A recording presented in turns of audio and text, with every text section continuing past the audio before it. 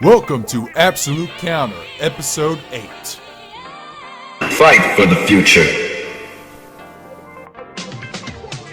Hello and welcome to another episode of Absolute Counter. My name is Darkscream. And this is Magus. And I got replaced by Street Fighter voice today. Yeah, I thought that would be a fun little gimmick for this episode. Works for me. Right. Works for me. This is the podcast where you can never play too much Tekken 7 and not get replaced. Which, I will digress, we had a very good stream last week instead of doing the podcast. Yeah, it was a pretty fun stream. Had a lot of conversation. People getting involved, which is one of the reasons why I do these live streams, is to interact with fans. And I stirred some controversy, which I will not get into. But if you really want to hear it, go to my channel and watch the stream. It's the newest video there. All right. I'm actually going to start a little backwards from what most people do on their podcasts. Most people would have a general discussion, and then the news, and then a Q&A. I'm going to go backwards. We're actually going to start with Q&A. Now, before I actually begin with the said Q&A, you opened up a new Discord, and once I figure out how to make a permanent link, I'm going to post it in the description below, and you guys can join the Magus X1 Discord, where it covers a whole bunch of topics of his stuff, some of my stuff, but we also have a tab for Absolute Counter. And there, I said you can post any kind of questions you want, and then we'll try to answer them in this in the upcoming episode. Yep. And it's been fun on the Discord. We don't have the biggest group, but it's pretty active, huh? Yeah. So come join. It'll be hilarious. Indeed. Now, the question I got was from BioPhoenix, and this is a good one. He says, what is an anime that you wish got a game made out of it, and what company would you want to make it and have it play like? Parentheses. Also, you can mention ones that might have gotten one game, but ended up being so shit that they could just try again and make a good game. You got an answer for that one? I have to think about it for a second. Oh, okay. It's a good question, though. Very good question. I mean, he asked that question several days ago. You probably have an answer. I had several days to think about this one. And my answer is it's not really much of an anime. It's more in lines with the manga. But I wouldn't mind seeing, and this is just for me and me personally, I wouldn't mind seeing a fighting game developed by Arc System Works using their graphical engine that they use for Guilty Gear and Dragon Ball FighterZ, and the upcoming Guilty Gear, which we'll talk about in the news section. I wouldn't mind seeing that for one of my favorite mangas, Negima. And I say manga more than anime because, yeah, it has a couple anime adaptations, but the manga actually takes a more shonen action route than the two anime adaptations. So there's actually a lot you could do in the fighting game department there. I know, it's kind of weird because it's mostly seen as a harem from the guy who made Love Hina, and I know I hate Love Hina, but I actually really like Negima. I've been reading it since 2007, or was it 2006? I think it was 2006, so almost 13 years. Yeah, I wouldn't mind seeing a fighting game like that. So, now that I've said more, you can ask me more questions about it if you still haven't gotten an answer yet. Well, I have an answer, actually. Okay, it came to me pretty quick. Okay, so everyone knows my anime preference is old school, right? Right. Old school anime. What about some of those Kawajira movies? And I'm not talking Vampire Nerd. I'm talking what about Ninja Scroll? A fighting game based on that. Well, we kind of have that with Samurai Showdown, huh? In a way. Based off, yeah, in a way. What about a role-playing game based off of Demon City Shinjuku? No, that sounds pretty fun. How would that work? Well, it's the OVA, so it's a very short OVA, but you can really span that out and make that main character because it's really a hero story, so it fits an RPG. He's really reluctant to carry his father's legacy and defeat the Ruby Raw, which is a terrible name for a villain, but I still love that show. But, hero's journey, and then he goes in the city, meets that girl, and he meets his companions, and you could really do it as an action RPG or even a turn-based. All right, that sounds pretty cool. You seen Demon City Shinjuku? No, I haven't, actually. Dude, I'll send you a link. It's on YouTube. All right. So, and it's not cropped or anything. It's on there in good quality I guess SD at least. So there you go. Let's see. Yeah, that was a really good question, BioPhoenix. My answer wasn't as detailed as I wanted it to be, unless I can make it more detailed. Go for it. Okay, see, thing is, most people are going to be saying, "Oh yeah, that one weird harem anime about the Harry Potter lookalike dude." How do you make it? Well, believe it or not, I know nothing about Negama, so I've heard of it, but I didn't even know the main character looked like Harry Potter. So I don't know shit. Oh yeah, if you just Google image the main character's name, Negi Springfield, he looks like a redhead version of Harry Potter, and I think he's Welsh. What? Okay. It started off as a dumb harem. It was something a friend of mine kind of recommended. He said it was kind of perverted and stupid, so I kind of read it jokingly. Until I got to volume 3, then it becomes more and more like a major villain arc happened, and then a field trip arc happened with more villains. And then there was the Mahora Festival arc, which actually it was 8 volumes long, and there was a tournament arc in there, a Dragon Ball Budokai Tenkaichi-esque tournament arc in it. So maybe it would have been loosely based off of that part of the story. Though I wouldn't mind grabbing characters from later arcs. But yeah, it's crazy weird and over the top, but unfortunately it's also pretty fan servicey and perverted because it's still made by Ken Akamatsu, the creator of Love Hina. And I'm hearing background noise. Never mind. But you know what? If it were up to me, I wouldn't mind. I would actually kind of tone down the fan service and just make it straight action. Just cause. Okay. But yeah. Well, you were saying? Yeah, like I know you told me more about it than I know. Never It's knew a about great manga, but I can't recommend it to people.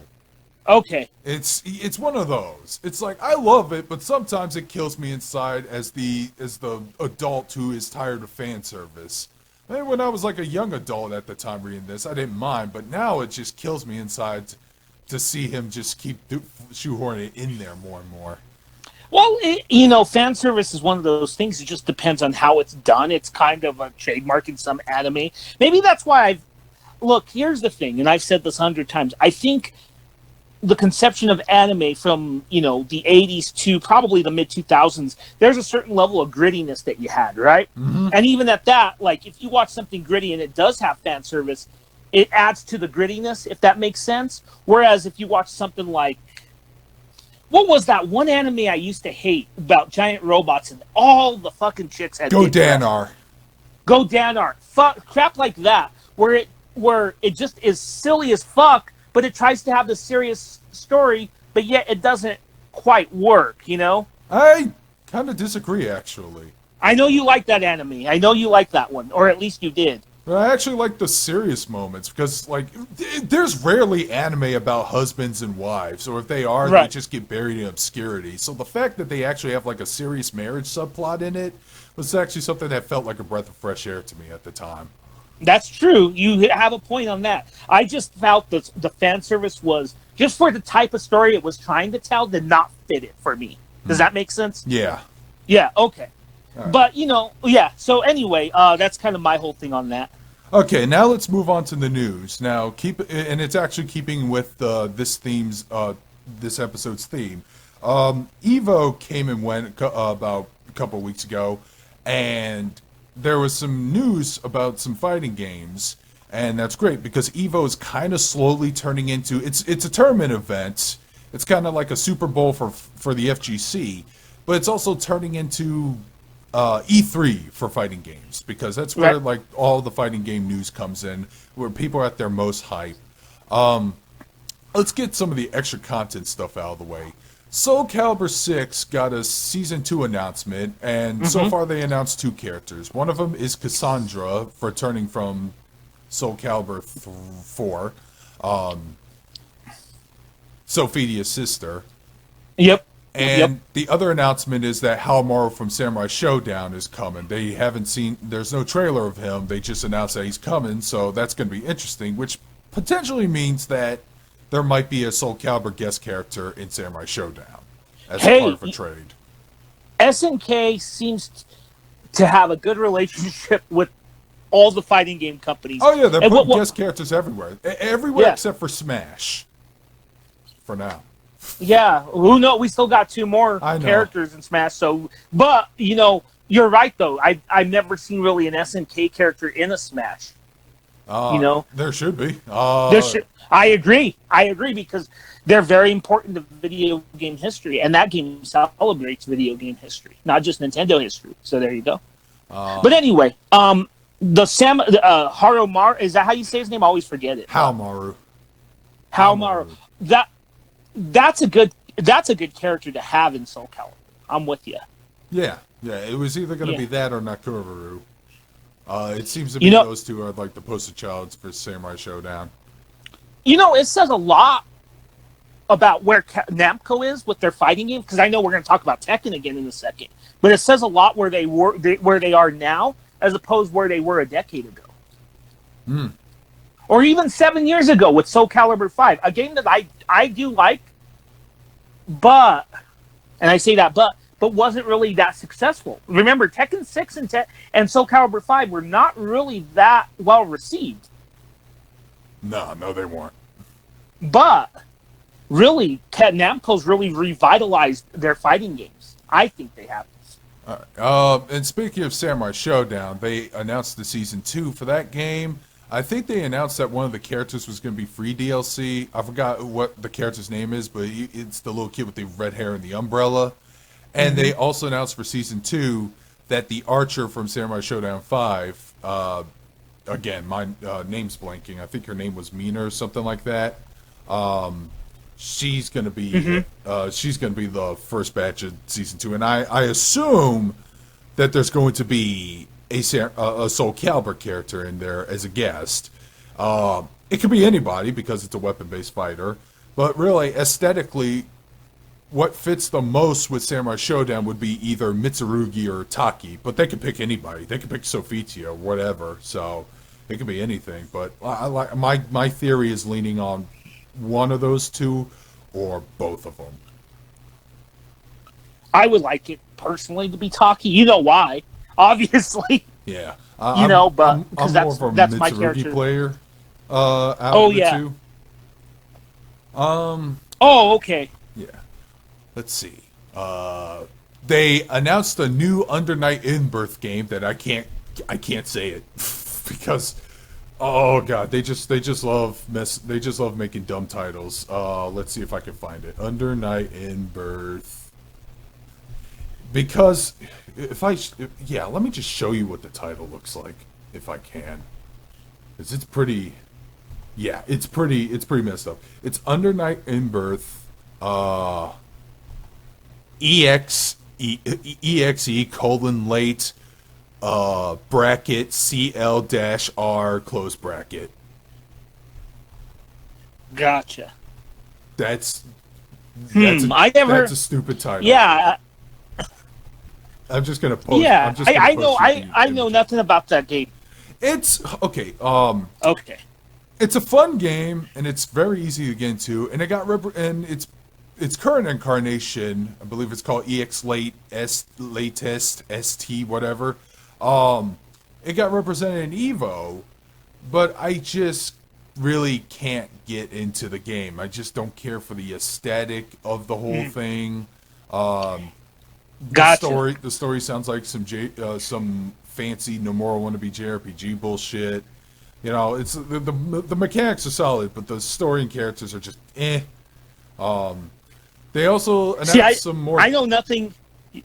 I played the game for a little bit. I still have it on PS4, but I have friends who love that game because it's developed by Frenchbed. Those are the guys who also made Melty Blood, which was $5 on Steam for a while, so I picked that up. But like I said, it's not my cup of tea.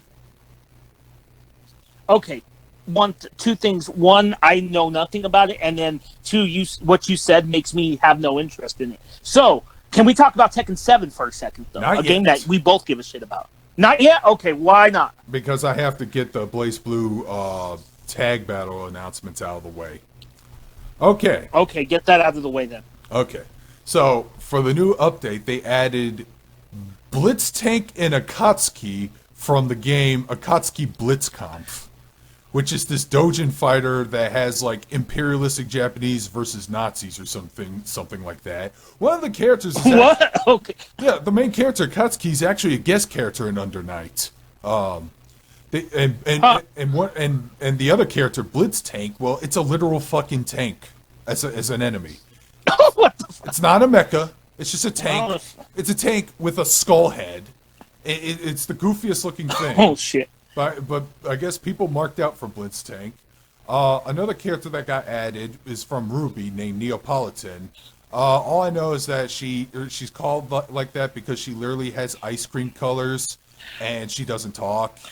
I don't care about Ruby all that much. I dropped it after the first season. Mm-hmm. And they also added a character from Senran Kagura, Yumi, who is the most boring addition you can make into that fucking game. I'm sorry. The Japanese have terrible taste. I have to say it. Yumi is such a blandy. Okay, so you're the Senran Kagura fan of us. I've never played one. I've never touched it. But you would be the one that would have the more valid opinion about this. So I trust you that she's boring. Yeah, she is. Just a generic Yamato Nadeshiko character. I would have rather have Asuka, Homura, Riona. Homura, they already made a 2D fighting game out of her in Nitro Plus Blasters. All they have to do is just import her sprite, and there you go. But, gotcha. Still, all right, what still else? Not motivating me to pick up that game because... Well, see, it could have been either a Senran Kagura character, or it could have been the culprit from Persona 4 as a character in there. That would have made me get the game, but still not interested. Now let's move on to Tekken. Yes. Okay, so what do you got to say about Tekken? Okay, so Tekken's got a Season 3 update. They haven't announced all the characters, but the one they have announced is returning from Tekken 6 is Zafina. Yeah, she's cool. She is. But really, I don't care much for her as I care for the new original character they have, Leroy Smith. What a fucking design. Leroy Smith, yes. Yeah, that's a hell of a character. Real quick though, why do people keep saying there's more Walking Dead characters showing up? Because I haven't heard anything about that. I don't know. I think they're just messing with you. I think it's just troll bait at this point. Because I can't think of anyone else. No. Okay, what do you mean? I'm thinking they're thinking Leroy is that guy. No. Is the guy from Walking Dead. No, okay, I know he's not, so... They advertised in the trailer a new original character. Like, this is part of the Tekken... He's part of the Tekken universe. He's going to forever stay in the Tekken universe. Like, works I'm for me. sure a martial arts zombie would be out of place in that fucking series anyways. A martial arts old guy, like... You shouldn't be going hand-to-hand with zombies anyways. That'd be stupid. Yeah. Yeah, it didn't work out. It didn't work out for that one character in the first episode of High School that did. Yeah, that's true. Anyway, though, I will say this about Tekken. As a fan of Tekken since 1996, when I first played, the first Tekken I actually really played was Tekken 2. I did too. This is probably my favorite game in the series. I'll be straight. I know a lot of people love 5. 5 is really good, but I just think with all the content they've added, it's a toss-up between 3, 5, 7, and maybe the 2 tag tournaments. Gotcha. Well, you know what's funny is like nostalgic wise, I prefer 2, but I know 3 is the better game, obviously. Mm-hmm. But really going back to this, though, I think for me it's really just been 7. Even when I bought it when it first came out, my whole thing with that a couple years ago was just like all the stuff they packed in, and like a little museum where you could watch like cinematics from old Tekkens and shit. Mm-hmm. That stuff was really cool. And then the gameplay, of course, has been superb. I mean, they've really gone out of the way to balance the game with patches and all that. And I will say this, Tekken 7 is probably my fighting game of this gen and of this decade. That's just good. me. Good. Okay, any other announcements? Let's see. Oh, yeah, there's one. What? I was gonna say a game I like and a game you hate. No, I don't hate Street Tekken Fighter 7. 5. Oh, yeah, Street Fighter 5 announced 3 new characters. I'm still not motivated to get the game. They announced Poison, Honda, and the police lady from Final Fight 3. I forget her name. Which is cool for me because I forget her name too, but I like Final Fight 2 and 3. I think they're a little underrated. People ignore them because I don't. Oh, Go ahead. I'm for Final Fight representation, especially in the later sequels. Again, it's not motivating me to get back into the game. Look, I get some of the disdain. I get the disdain for Street Fighter 5 because it was not launched well. I can even admit that. What kept me playing it was, I think, the core mechanics. And I know your dislike for it is more of a preference. It's more of a, what was it you told me some time ago? It's an offensive game, too offensive for you or something like that, right? Yeah, in a way. It's definitely more offensive focus. You get poked, you're fucked. I like it, but the thing is that Capcom hasn't done the best in maintaining it. I'll even argue that while they handled Season 3 really well, I think they've really dropped the ball with the way they've handled Season 4 by releasing that weird Cage character. Then we hear nothing until EVO. And I'm not saying we should be spoiled and have announcements all the time, but I think they just got really wonky with the handling of the game. Just saying. Yeah, I agree. I like Street Fighter 5. Plus, they keep doing weird zigzag things. Like, they actually shoved advertisements into the game. I know they were optional, but I just found it pretty damn obnoxious. Plus, I think Tekken 7's viewership has in EVO has trumped Street Fighter's now. Well, I'm not going to deny I really like Street Fighter 5, and it's one of my favorite in that series. But I will say Tekken 7 is... And I guess there'll be some people you can't really compare the games, but I prefer Tekken 7 over Street Fighter 5. Just saying. All right. Well, the last announcement I want to make is Arc System Works announced a brand new Guilty Gear game. And have you seen the trailer? Yes, I have. It looks cool. It looks amazing. It looks really good. Oh, and I thought the visuals in Xrd still hold up. They just even made that better. From what I could see, there's at least level transitions, and they're just really smooth transitions on like the close-ups and stuff. It looks gorgeous. It's probably the best-looking fighting game I've seen ever. I'm more over style. I'm style over photorealism. Oh, and apparently this game is, according to the director Daisuke Ishiwatari, a complete reconstruction of the series. I've read this paragraph right here, and it almost sounds like a non-answer, but it's clear that they're probably trying to push it full force. They also showed off a brand new character, who's a black dude who kind of looks like a samurai, and he has like a white metal mask. Yeah, he was shown at like the end of the trailer. Yeah. I know what you're talking about now.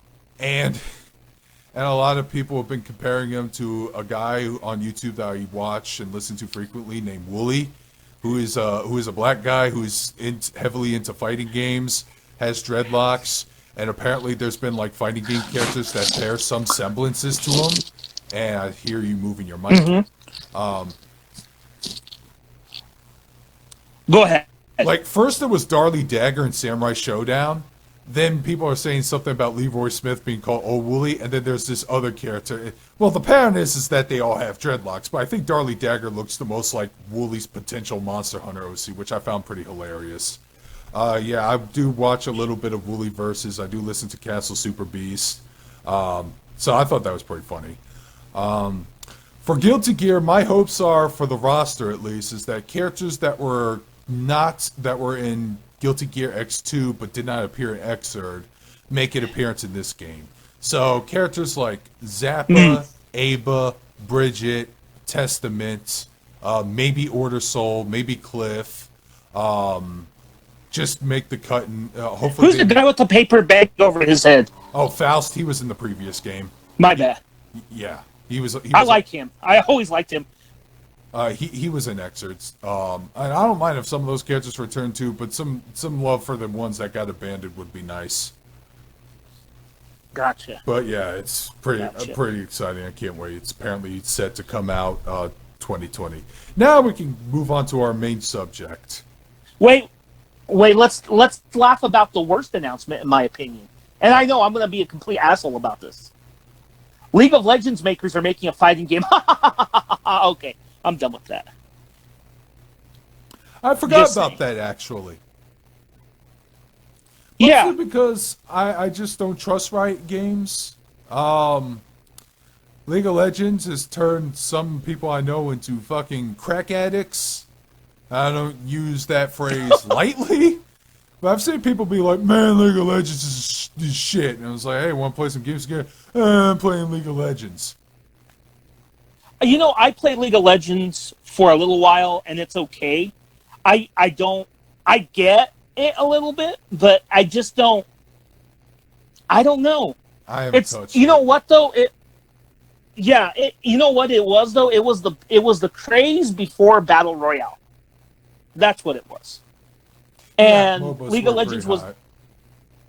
Yeah, I don't think they're as hot as they used to be, but you know that type of game, I get that you play a sort of role in it and all that. It doesn't appeal to me. And Riot Games, you know, it's kind of laughable that they're trying to jump into the fighting game arena. I mean, I'm between both of us, I'll be honest. I'm a staunch fan of NetherRealm for the most part.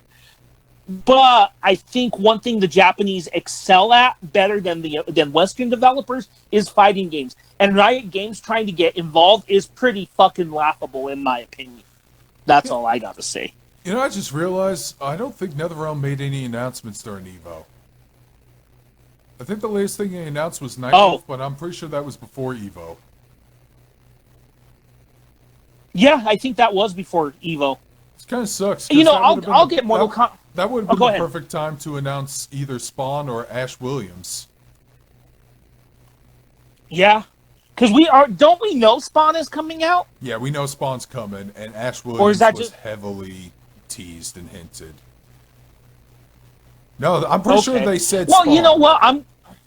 But whatever, I'm not going to pick up Mortal Kombat 11, so... I am, but I'm going to wait till... You know, usually I don't for NetherRealm games, but for whatever reason, I'm going to wait for the Game of the Year to come out. That's probably for the best. So, there you... Yeah. Anyway, though, yeah, so, anyway, let's move on. Alright, let's move on from talking about fighting games to talking about more fighting games. Despite what the episode title is, and some of the themes, we might be talking a little bit about Third Strike, but this is actually a topic about fighting games in general. Some franchises we like, what we don't like, etc., etc. It's going to be a broad topic until we can find something more specific for a later episode. As you know me, ever since I started on YouTube, I've actually been a fan of fighting games. The first fighting game I ever played, nothing special. It was Street Fighter 2. It was on the Super NES.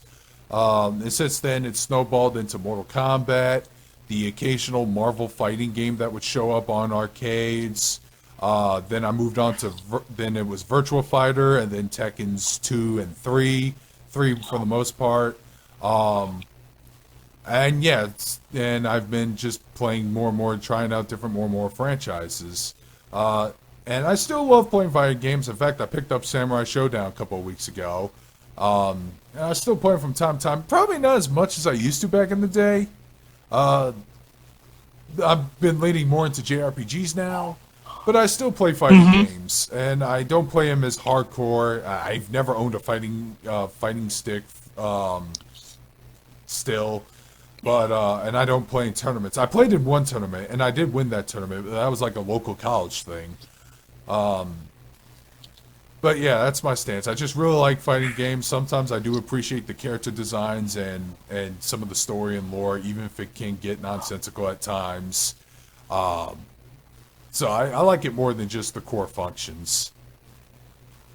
Okay, before I go into my background story, I have to, and this isn't really me calling you out to be a jerk. This is calling you out as a friend, okay? Me and mutual friends like Bio Phoenix and Down Phoenix, and I know a lot of Phoenixes, and Kamikaze Soundwave, we all know that you're pretty fucking good at fighting games. The one thing I never understood is that you just said you only played in one tournament. You should go and play it more because, and I'm not saying this as my friend because, you know, I will call you out. You know that, right? When I don't compliment just to compliment. You know this. I am going to But you're pretty... I'm going to push back that call and say, you're wrong, dude. Why? No, you're pretty fucking good, man. I've seen you hold your own. Especially at Street Fighter 3. Yeah, I will admit, I'm not terrible. I know the mechanics. I can play on a moderate level. But, dude, I am weak sauce compared to some of my other friends who are hardcore tourney players, who do go into the scene, who do know combos, who do practice. I was at a convention with a friend, and he spent, like, most of the evening at an anime convention practicing for a Street Fighter tournament for hours on end. No way I could have kicked his ass in any kind of match. He would have bodied me. In fact, but you're above average though. You're way above average. I will say that. But you know what? Let's go to Samurai Showdown. I've been playing that game. Okay. It's fucking hard. Arcade mode doesn't teach you just how fucking difficult that game can be, even playing on casual matches. I've been losing nonstop. It was being frustrating. I was just getting so frustrated. I've been losing to a lot of close calls. I've been getting bodied pretty hard. I've been like, wait a minute. I thought I was blocking that. I guess I wasn't. Trust me, man. If I'm considered difficult for you guys, then you don't want to see the level above me because it will give you nightmares and have you wake up. Well, I can hold. Well, it depends on the game when it comes to you and me. You're the superior third strike player. I will say I'm the superior Tekken 7 player, but we can always argue that. When we're actually trying. Like on the stream last week, we didn't really give a fuck, huh? Nah, we didn't. But I think it depends on the game. I'm just giving you shit. But really, let me tell my story and then we'll go back to Sam's show because I got a few things to say on that. Okay, is that cool? Cool. Okay, cool. So my fighting game story, I've been a gamer my whole life. I'm 36, and I've been gaming since I was probably 5, maybe a little before that. The first time I ever played a Street Fighter game, I remember this, I used to go to the arcades a lot, and I remember Street Fighter 2 came out, I would see all these teenage kids circling the machine, and I didn't understand it. But I would always gravitated towards the beat-em-ups, right? Especially towards things that I was familiar with, Ninja Turtles, Simpsons and all that. It wasn't until about 1992, a year after Street Fighter 2 came out, we went on a family vacation and we stopped at this place and they had an arcade. And in that arcade, I don't know if it was Championship Edition or if it was Vanilla World Warriors, but it was one of them. And I remember, that's that game that, you know, everyone is around. And I'll admit it, I never played a fighting game prior to that. So the whole concept was different to me. It was like, whoa, I could choose the character. I chose Blanca. You know why? Darkscream? Why? Take a guess what? Because I was a 9-year-old kid and I thought it was cool to play as a monster. That's the only reason I chose Blanca. Yeah, you know. I remember. But I played. Go ahead. I remember, like, the first thing I saw Street Fighter wise was the cover art for the Super NES version, the one that has like a knockdown Ryu and Chun-Li, and it just shows Blanca doing his little rolling ball attack. You remember that art? Oh yeah. Yeah. Yeah. I know that box art. Yeah. Yeah, I was like, oh, that's a strange looking monster. Yeah, that's why I chose him. And then after that, of course, I started, you know, my game at the arcade became Street Fighter 2. So I kind of stopped playing some of the beat 'em ups, except for the X-Men, because I was trying to get into comics and X-Men at that time. The X-Men beat 'em up by Konami. But then, you know, it's spiraled, and I've been a big fan of fighting games. It's just that with me, I feel that like some fighting games I can be pretty good and then really good at, and it just spiraled. And of course, you know, like one thing I will say is I was a really reluctant against 3D fighting games at first because I didn't really care for Virtua Fighter. Because I thought Virtua Fighter was slow. Yeah, it just like everything about Virtua Fighter, and I get why it's the way it is. but everything about Virtua Fighter, like even the smack sounds soft compared to other fighting games. It didn't have that big, like the presentation of it wasn't really too grabbing. It didn't grab me. But then Tekken came out, and so did, well, this isn't really a 3D fighting game, Killer Instinct, but Tekken really added that oomph to it, like the punches really, sounded, it's like explosive. You get what I'm saying? Like it was more of a spectacular presentation for me. See, than Virtua Fighter was. At the time when Virtua Fighter was new, and I was like, what, 5 years old, 5, 6 years old, when I saw it at the arcades, I just the visuals itself just blew my mind at the time. Just never saw anything 3D like that before. So yeah, I gravitated towards that game more, even if it was slower and trying to be more realistic. Well, minus the gravity jumps. But yeah, at the time I've been more of a Virtua Fighter fan than I have been a Tekken fan. Though I will admit there have been some really good Tekken games I've enjoyed. I just really liked Virtua Fighter more because of just growing up with it. I like it now. I mean, my favorite Virtua Fighter games were 4 and 5. And I'll say that. I like the series. It's just back then, I was 11, 12. I was used to the, kind of the more arcadey presentations of, say, MK and Street Fighter, and Tekken had that for me at the time. I will say I'm more of a Tekken fan, but I do like Virtua Fighter, and I wish we would get a new one. I do too, but it's probably never going to happen. You know what? They'll never say never, because Sega, let's say, they're being really stupid if they don't make a new one, especially in this day and age, dude. Yeah, that is true. They are bringing back some dead IPs, but I don't know. My hope for Virtua Fighter 6 is kind of low, mostly because there's not that many Virtua Fighter fans out there. There is. There's probably more than you think. Look, how many people... Well, look at it this way. We're going to talk about Samurai Showdown, right? Right. Who would have thought over a year ago that they would make another Samurai Showdown game? No one did. None of us did, right? Right. And the same can be said. How many Samurai Showdown fans are there? And they're all coming out of the woodwork. And I guarantee you, Virtua Fighter is way more popular than Sam Show. I know that. No, you know it's that. not. So, I disagree there, man. You disagree? How so? How so? At least Samurai Showdown has been re-releasing their games recently, so I've seen a lot of people play 2 and 5 special. I haven't seen, with the exception of being stapled onto Yakuza games, I haven't seen a re-release of any of the Virtua Fighter games, any way to generate hype or resurrection. So all I see as fans, I just see a stack of empty chairs, because that's the fan base right there. Chairs, just empty chairs.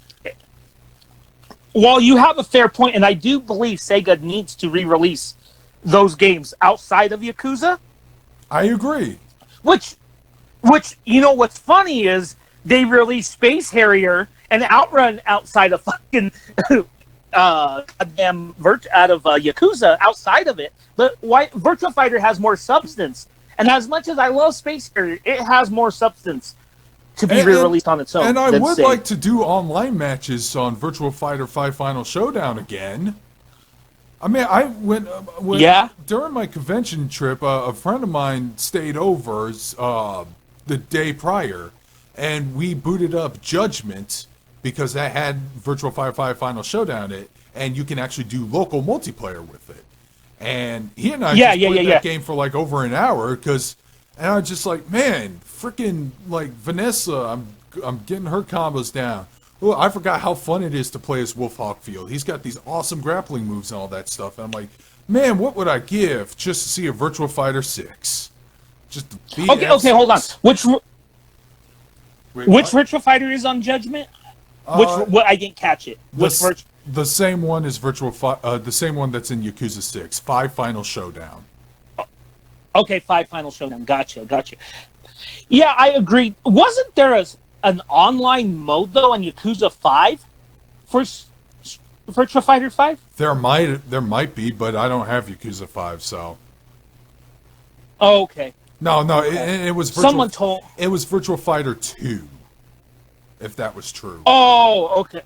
Okay, and Virtua Fighter 2. Virtua Fighter 2 kind of aged like milk compared to the latter games. I'd rather just stick to 4 and 5. Those are the best ones. Yeah, 2's kind of a nostalgic thing. I played a lot of 4. I never played 3. I've never touched 3, and it's weird because 3's kind of hard to come by, huh? Yeah, I think 3 had some criticisms for it, but I forgot what they were. I've only seen somebody play it once on the Dreamcast, and that was it.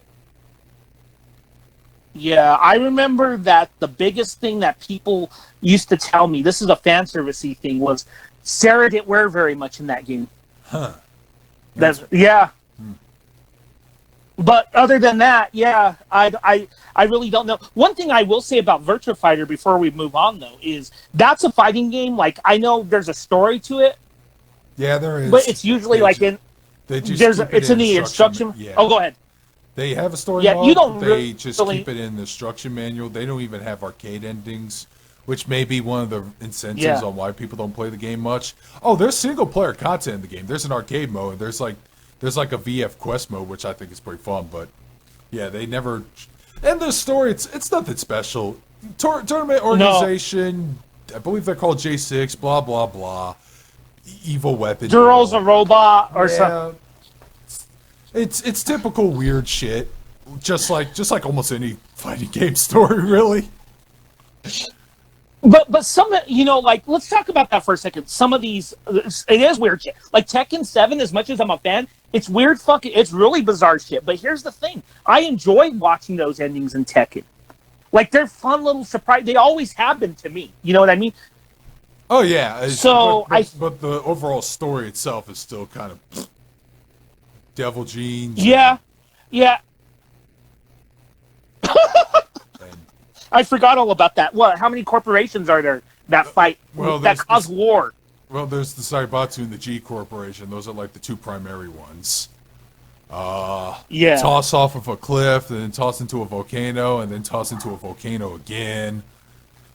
And then fighting in said volcano. Yeah.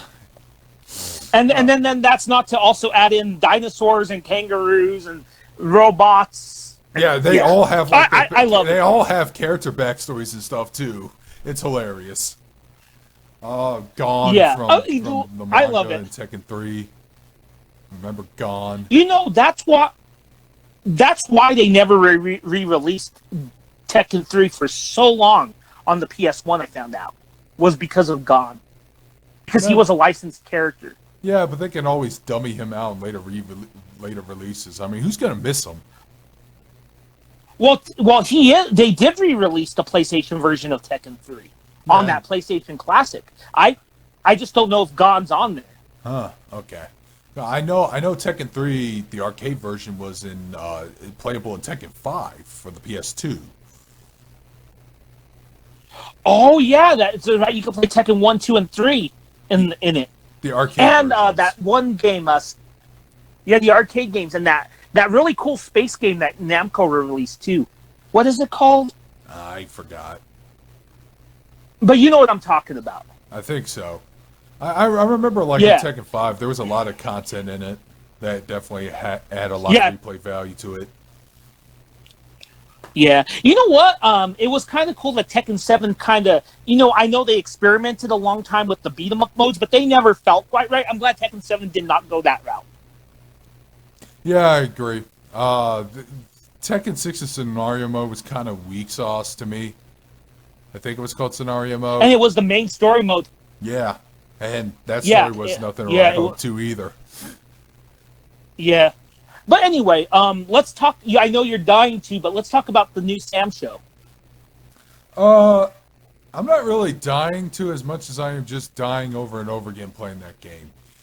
It's really good, but like I said, very defense heavy, very easy to get punished, brutal punishments if you F up once. Like, if possible, you can get killed in 3 hits. Attacks can do that much damage. It feels more, it definitely feels more classic beat 'em up, where, not classic fighting game, where back in the day, if you just get hit 3 or 4 times your day, so then guess what? You probably lose. Like, there's hardly. Yeah. I mean, there is a comeback system with the rage mode where you can do a slash kill and take off like 70% or almost the entire meter and win the round, but you'll lose your meter if he goes into the next round. Right. It's a fun game, and they even kept some of the mechanics like the weapon clashing and the ability to disarm your opponents. At least that stuff's in there. But what about the guy running and dropping items? He's not in it. Okay. I know the referee guy's in the dojo. Oh, the guy with the black mask and all that. And they still kept the blood and dismemberments, which for some reason caught people off guard because they clearly didn't play a Samurai Showdown game before, because that existed. Yeah, you know. That game was pretty fucking violent at the time. You know, I want to go back to the difficulty for a second. You know, this makes me want to play the game more. I know that sounds weird, but here's why. I have Samurai Showdown 1 through 5 on my Switch, okay? It sounds exactly how those games still play out, because Samurai Showdown is not an easy game. It took me a while to beat arcade mode in Samurai Showdown 2. I think it was about maybe April of last year, of 2018, that I beat it. But, you know, all of those elements that you mentioned, like 4 hit kills, sometimes 2 or 3, were in there. The difficulty, you know what? So yeah, that sounds true to form in Samurai Showdown. I mean, arcade mode is still pretty easy, except for the final boss, because the final boss doesn't flinch when you inflict damage on it. So it could interrupt your combos. Is it Amakusa? No, it's not Amakusa. It's Shizuka now. It's a completely different character. Oh, okay. It's some freaking vengeful Onryo who's just... And like, there's a 2-round phase. Her first round phase isn't as difficult, but if you're careless, you could still lose. Her second round phase, she has a whole lot of bullshit attacks. If she has a full meter, keep your distance, because she has this drum attack where she can like take off more than half your health. I hate her. I hate bosses this hard, and SNK just loves putting those types of bosses in the game all the time, and it annoys me. Yeah, they've always, even like the King of Fighters bosses can be difficult. You know, wasn't there a Tetsuo-like guy in one of the... Yeah, that was a final boss? No, not a final boss, but he was a playable character in King of Fighters 2001. I believe his name was K49, but spelled K9999. And his character is basically just a fucking Tetsuo.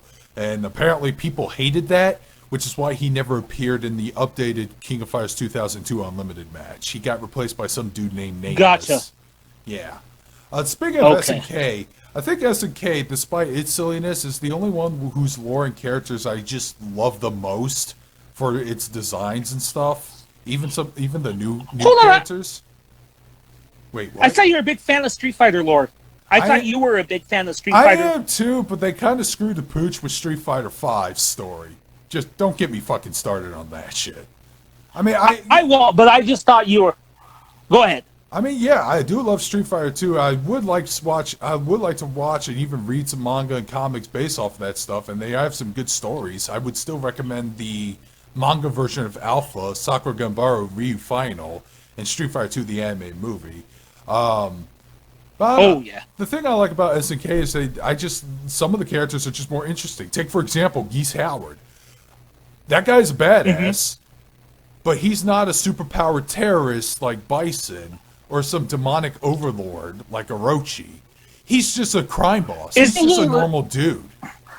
Doesn't he fluctuate between anti-hero and villain? No, I just always see him as a villain. He might have been an anti-hero once, but he's always a villain. Okay. He's a fucking mob boss who like murdered Terry's dad, for God's sake. Gotcha. He fluctuates between dead or alive depending on which continuity you follow. Because in the main Fatal Fury continuity, he's dead. But in the King of Fighters continuity, he's alive.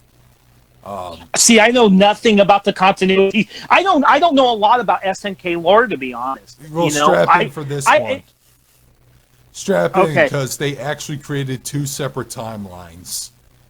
See, Zelda has like 3, so I'm okay with that. For King of Fighters, because Art of Fighting took place in like the late 70s, early 80s, and they wanted to put those characters in that game as well as the Fatal Fury characters, I think that's where they retconned and just made it to a separate timeline from Fatal Fury and the Art of Fighting timeline. And yeah, Geese has been dead since Real Bout 1, and his death scene is pretty iconic among the SNK fans. Like, Terry counters with a power geyser, he gets knocked off the Geese tower. Terry grabs him, tries to save him, and kind of like the ending of The Lion King 2, Geese just fucking rejects it, takes his arm off, and just falls to his death while laughing. Oh, yeah. Shit. I got a few King of Fighters. I think I have a couple Fatal Furies on my Switch. I should play a couple of them. I like them. I'm just not as familiar or as big of a fan of them as you are, though. I still have... Because I know you're... I picked up 98 Ultimate Match, 2002 Unlimited Match, and 13 all on Steam. I think my favorite one is 13. To me, it's like up there with Third Strike because it has the best visuals out of every SNK fighter. And I just really like the combat mechanics. My favorite character, Mai returned. Yeah, 13 might be my favorite, but I'll play almost any one of them, even 2001. You cannot go wrong. You cannot go wrong with Mai. No. I know she's a fan service character, but for fuck's sakes, she's, I hate the word waifu, so I'm going to call it girls, my girls in video games. Like, she's one of my top girls. You could say waifu, though. I won't give you shit, because you're my friend. Who's your top girls, or waifus if you prefer, in a fighting game? Let's see. Mai Shiranui, Sakura Kasagano. I used to play as her a lot when I was a teenager, playing Street Fighter Alpha 3. Let's see. Kitana in Mortal Kombat. I don't think I have a specific one, Samurai Showdown, yet. It's a toss-up between Nakoru Darlie and Wu Risheng, if I'm saying her name right. Let's see. Fatal Fury would still be my... King of Fighters has a lot of them.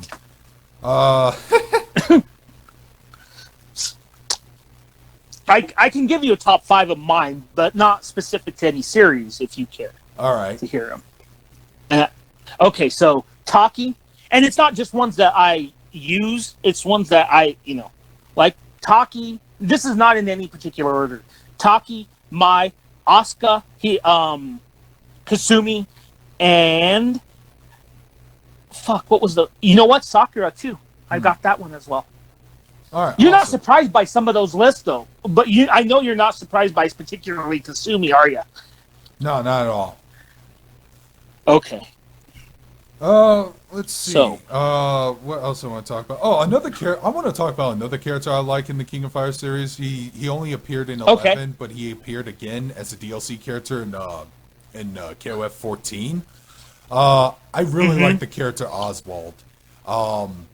He's an Irish assassin who uses cards as his weapon. And the real reason why I really like him is because his design is just very reminiscent of Hellsing, the manga. Like he looks like he would fit in with that series. He's got the cool ass Alucard shades. He dresses very nicely. He uses cards just like Dandy Man at one point. I was actually pretty excited when they announced him as DLC for KOF 14. That's cool.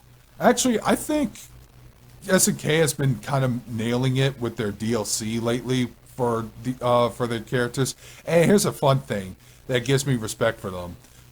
For Samurai Showdown, they actually added a character who's popular, but she wasn't from a popular set of games. She came from the Neo Geo 64 stuff. Like, we're talking Samurai Showdown, Warrior's Rage, and all that. Yeah. And I think afterwards she was in Neo Geo Battle Coliseum. But Shiki actually made her debut in a very good mainstream Samurai Showdown game. And they actually said in an interview that we wanted to add this character in because there was fan demand for this sexy character. And they did it. Okay. And I respect them for that. That's awesome. Because it's kind of better than what NetherRealm's been doing lately. I don't know if you saw their interviews, but they're terrible at making up excuses for why they designed their characters the way they do. Like, you can everything you say, you can just poke holes at them. It's pretty dumb. Well, let me say something, and I want to talk about a King of Fighters thing real quick. There is a distinct difference, and I think you and I can agree with most Japanese companies, as opposed to Western games, with political correctness. Here's my thing. I know about over-sexualization. I know a lot of feminazis will argue that women are over-sexualized. So are the men in these fighting games. They are over-sexualized too. But no one notes it. Look at how ripped Ryu and Ken are, right, Darkscream? Those are fucking ripped dudes. That's over-sexualized with a man. They both get it. I don't know why people cry about it. I'm just saying, just saying. Because they're just a bunch of double-standard hypocrites. I mean, take a look at the final boss in Street Fighter 3, Gil, who basically just looks like Fabio with, like, red and blue skin. And he wears what? A little... Yeah, he just wears a freaking, like, Greek pair thong. of briefs? Yeah. Yeah. Yeah, exactly.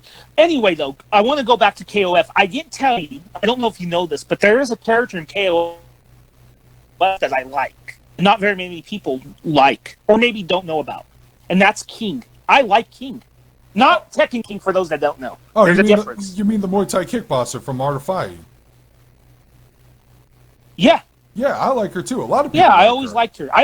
That's not really that much of an edgy opinion. Because it's not much of an edgy opinion. I mean, I played as the women's team in most of the King of Fire games when I tried them out way back when. See, the thing is, I didn't get into SNK until 2008, if you can believe that. Yeah, see, I go ahead. Go ahead. I think the first SNK game I played was Fatal Fury Wild Ambition, the 3D fighting one for PS1. Because I was just looking for a game to rent on the weekend from Movie Gallery. So that was like my earliest memory. Then I picked up, a couple of years down the road, Capcom vs. SNK 2 for the GameCube. Now, I did like me some Capcom crossovers, but I was not really super familiar with SNK at the time. So I was actually exposed to most of these characters, and I was confused by some of their designs, like Ryo Sakazaki, for example. I was like, wait a minute, what's this dude wearing a karate gi? And his name is Ryo. Kind of looks like Ken. Man, what a fucking ripoff this character was. Didn't you think we not notice this? And it wasn't until 2008 I got into the SNK franchise. Yeah, 2008, because they announced King of Fighters 12, and there were some SNK fanboys trying to praise that game and think it's going to dethrone Street Fighter 4. Spoilers, it fucking didn't. King of Fighters 12 was a disappointment. But I decided to I decided to give that other side of the story a chance anyways. And I played most of their games. And I actually played... What? So I tried out some of their games. Okay. There's a game that you don't like, I take it? No, it's just how I played these games at the time. I couldn't find most of them on PlayStation 2, so... Oh, I got you. Yeah. Okay. So I played some... Yeah. I played some of the early Fatal Fury games, Garrow, Mark of the Wolves. I also tried out King of Fighters 94 through 2003, and then I picked up 11 and Maximum Impact 2. I was getting into these games really well. I thought these were really fun. Love how their mechanics played. Love it all. And I was getting excited for King of Fighters 12. And then I got less excited over its development history. And the game was a disappointment, but thankfully 13 picked everything up. But yeah, I'm actually kind of still of a new SNK fan, but I still really love SNK. But keep in mind, if they screw up and Capcom does better, I will call them out, and vice versa whenever that happens. Right. With SNK with me, my first game was the original Sam Show. Oh, that's great. But which reminds me, I forgot to bring this up. SNK did announce King of Fighters 15 at EVO, but the reason why I didn't bring it up is because all they did was announce the game. They didn't give out any details. Probably because they're learning their lesson from before. Because when they announced King of Fighters 14, they showed like 30 seconds of pre-alpha footage, and everyone hated it. You know what, though? really going back to what I just said about Sam Show and the announcement of KOF 15, SNK really, nowadays they're known as primarily a fighting game company. But if you really look at the re-releases that have been coming out on the Switch, which I call the Switch kind of a Neo Geo successor in a way, and maybe even PS4, there's so much stuff that people don't realize. They came out with a ton of beat-em-ups that were pretty solid, and a lot of people don't talk about those. Like Sengoku and such. And then, of course, there's their better-known series like Metal Slug and things like that. But they really had a really good output in the 90s. I don't know if you'd agree with that. No, I do. Like, they were... I actually prefer their 90s stuff over their 80s stuff. Oh, yeah, for sure. And then, of course, there's their only, RPG they ever did. Well, one of the few RPGs that they did was Crystalis. So, Oh, and Sam Show RPG, which they need to bring over. Have you ever seen that, Sam Show RPG? No, I haven't. I think I've heard of it. Yeah, they made an RPG, and I think it came out for Neo Geo CD and PS1, but never came out here in the States. Okay. They were supposed to bring it out, and it came around. I mean, I don't know why they didn't, because it came out during the Final Fantasy VII boom of RPGs around that time. So maybe it was just a daring risk. Not sure. Maybe that game would have been buried by the other RPGs coming out at the time. Oh, there's a lot of RPGs that got buried during that time that were good. So there you go. Any other things you want to talk about? Because we're actually close to the end of time. I mean, I should wrap this up by saying my favorite Street Fighter game is still Third Strike. I really don't know what my favorite Street Fighter game is, to be honest with you. I just but love Third Strike is a good one. Yeah, Third Strike, again, just like 13, best visuals in the game. I love the sprites. I love the fluid animations. I definitely like the more deeper and technical mechanics with the parries. And the soundtrack is fucking amazing. Love it. Yeah, that soundtrack is pretty good. I've gushed about Third Strike in the past before. I could gush about it forever, but I didn't really want to do that, even though I titled this episode Fight for the Future. And I'm glad that I still got a re-release of it on the Anniversary Collection, because I've been playing that on the Switch too, as well as the PS4. I only have the Switch version. That's probably the only game I'm probably going to buy over and over again if it keeps getting released over and over again. You know what? Real quick, that Anniversary Collection is utterly superb. It's one of the... I mean, if you look at compilations, I just got the Contra compilation, which I really like as well, but that's not a fighting game. But I will say the Street Fighter Anniversary Collection is absolutely fantastic. And I've seen it go for $20. So if you've never gotten it and you have an interest in Street Fighter, get that compilation. I agree. If it's for $20, pick it up. It's a good buy. It's basically 12 games.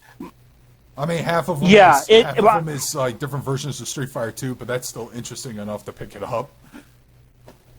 Yeah, I mean, some of those versions differ so much from each other, and then you could play the shit-tastic Street Fighter 1, which is always funny to play. Yeah, you can play even the previous versions of Street Fighter 3, New Generation, Second Impact, which also have some pretty good soundtracks, at least. And you know what, too, is they all have, Street Fighter 3 through Third Strike, I think they all have different endings.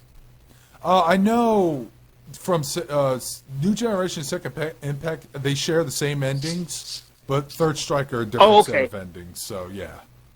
So I would say, gotcha. And then the Alpha games. Yeah, I would say play Second Impact and then Third Strike if you just want to go through the arcade experiences. Because Second Impact is where they introduced EX specials and stuff. And yeah, they have the Alpha games. And I love Alpha 3. Me too. I've played that endlessly on the PlayStation. Alpha 3 is great. I love Alpha 3 actually got me Alpha back. 3, Alpha 3 got me back into Street Fighter because I was actually out of it for a while. I mean, I was playing a few of the Capcom beat-em-ups and the Capcom Marvel crossover fightings and stuff, but I just really I wasn't hardcore into Street Fighter as I was back when I was a kid, and then I picked up Alpha 3 for the PlayStation 1, put a lot of time into that. Also, at the same time, I found a movie for rent, Street Fighter 2, the animated movie, and I love that movie. Oh yeah, that's a. Oh yeah. Hell yeah, and it's on Amazon Prime. You can watch it on Amazon Prime. And you don't have to purchase part of Amazon Prime. I will say this real quick. This is my final say. 20 years ago was one of my favorite gaming summers, right? 1999. There were 3 games that defined that summer.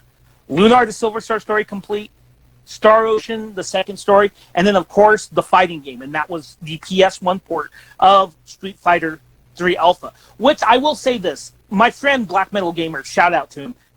He likes Street Fighter 3 on the Alpha 3 on the fucking Anniversary Collection, but I do agree. I would have liked at least one of the enhanced ports on there, because they did come with a ton of cool characters in those enhanced ports. Alpha 3 Upper actually added like everyone from Super Street Fighter 2, Guile, DJ.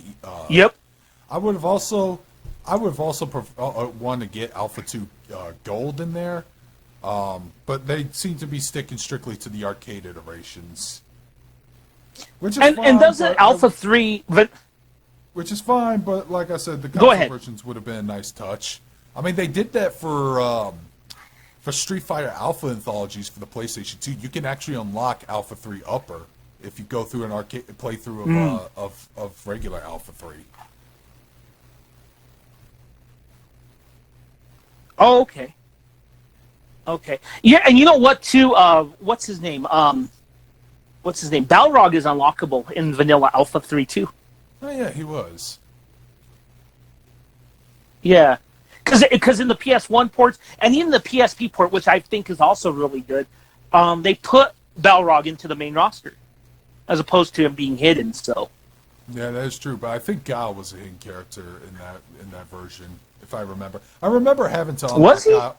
I remember having to unlock him in PlayStation 1 in the PlayStation 1 Alpha 3. I remember having to unlock him. I know Charlie was playable from the start, but not Guile. Okay. Well, anyway, I think we could go on forever about this Anniversary Collection. Yeah, we might talk about... I think I'm ready to wrap it up because we are over an hour. Yeah. But you know what? It's a good collection. It's $20. Get it. Yeah. It's $20 now if you haven't gotten it. We might talk about more fighting games down the line in the future. We might focus on a specific franchise to make it easier. But yeah, that is our episode. You can find me on my usual spot on YouTube, Darkscream217. My Twitter handle is same thing. And I'll try to get the Discord link working so you guys can check out our Discord. It's pretty fun. And I am actually... Okay. You know what I have in my hand right now? Something I picked up from my convention. What do you have in your hand? The Discotek re-release of Street Fighter the Animated Series. Are you familiar with this cartoon? Oh, yes, I am. The one that aired on USA Network, correct? Yes, and I remember watching that too when I was a child. At the time I liked it. Now I love it because it's fucking awful on like a technical level. And just being, it is, but let me. Go ahead. And being a poor man's and turning Street Fighter into a poor man's GI Joe clone, because that's what it was. But the thing is, what I love about this collection is Discotek Media re-released it, but it started off as an ironic purchase. Now I'm actually really, really happy I bought this, because the cover. The DVD cover, it actually looks worn out on the edges, like it's a couple years old, but no, it's part of the artwork.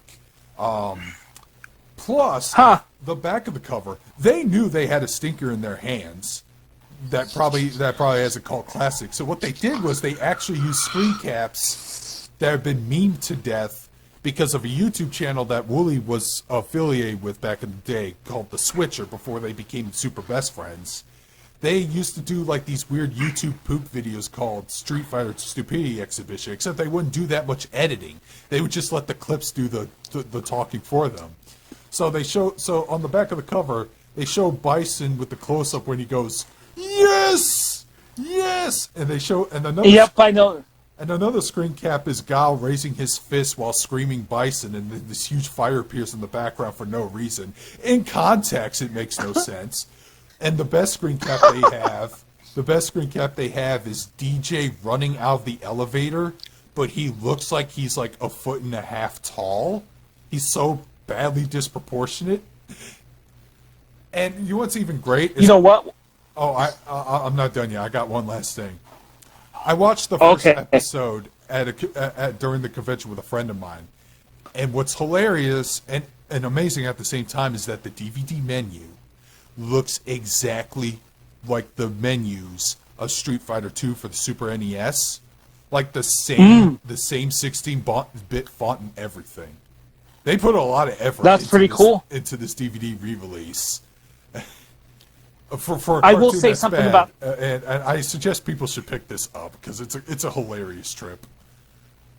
I will say something about this series. You probably know this, but there is an actual adaptation of fucking Final Fight in that series. Yeah, that episode. I know what you're talking about. Yeah. You know what's funny is Capcom released that back in 2010. I think it was the Final Fight and Magic Sword collection. And that was an unlockable in that game, was that episode. Are you serious? And I unlocked it. Are you serious? It was a fucking unlockable. No, I am very serious. It's an unlockable. Oh, man, it's just, where's my Jessica? Oh, man. And the part where frickin' Thrasher blacks out the subway by just licking on an electrical cord. That should have just killed him right there. I wonder what took Final Fight first. Did that series come out before Alpha, or was it after Alpha? I think Alpha takes place after Final Fight, the original Final Fight. No, I know that, but I meant the series, though. Did it do the Final Fight adaptation before Alpha implemented Final Fight characters? I want to say after Alpha or during Alpha, because Cody looks kind of more in line with his Alpha counterpart. Because, remember, Cody actually looked a little more different. He looked more Western. He had black hair. In Alpha, they slicked up his design a little more. See, that was a funny episode. The only legit criticism I have for that episode is that Hager's in it, but he doesn't do anything, and he's like my favorite Capcom character of all time. So just Ken and Ryu basically take his place. Yeah, that was another thing. Ryu and Ken, because they still pronounced it that way, were like undercover as Maggie associates. Oh man. Seriously, I think Discotech uploaded the episodes on YouTube. Just watch this shit if you haven't. It's great. But now let's wrap it up. Yeah, let's wrap it up because we really went on a tangent about the Street Fighter series. But hey, you guys are getting an extra long episode. Yeah, I'll put the links in the descriptions below where to find this all, and that's all I got. And with that, this is Darkscream signing out. And with that, Magus out. Take care, everybody.